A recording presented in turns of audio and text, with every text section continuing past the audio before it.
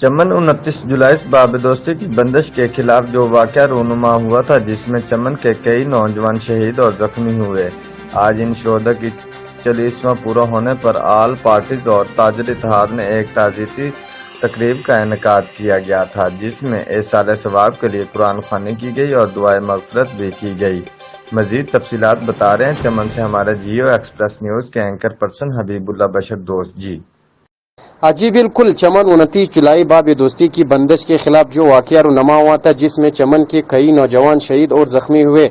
آج ان شہداء کی 40واں پورا ہونے پر آل پارٹیز اور تاجر اتحاد نے ایک تعزیتی تقریب کا انعقاد کیا گیا تھا، جس میں ایصال ثواب کے لیے قرآن خوانی کی گئی اور دعائے مغفرت بھی کی گئی۔ اور تقریب سے خطاب کرتے ہوئے مقررین نے کہا کہ باب دوستی پر پیدل آمدورفت بحال تو ہو سکا، مگر پیدل آمدورفت کے ساتھ ساتھ لغڑی پیکیج بھی بحال کیا جائے، کیونکہ لغڑی اتحاد کو اس پیکیج کی بجائے دوسرا ایسی کوئی کاروبار نہیں ہے جس پر وہ اپنے گھر کی گزارا کر سکے۔ ڈیلی کی بنیاد پر 20 سے 25 ہزار لغڑی تھا، جو 500 سے 600 کماتے تھے، آج وہ پچھلے 7 ماہ سے ایسے ہی بیکار بیٹھے ہوئے ہیں، جن کا جینا دو چار ہو رہے ہیں۔ اگر اسی طرح رہا تو یہ لوگ چوری ڈکیتی پر مجبور ہو جائیں گے، کیونکہ چمن شہر میں نہ کوئی فیکٹری ہے، نہ کوئی فصلیں ہیں جس پر یہ غریب لوگ کچھ نہ کچھ کما سکے۔ اور مقررین نے سیمینار کے دوران یہ بھی کہا کہ ان غریب شہداء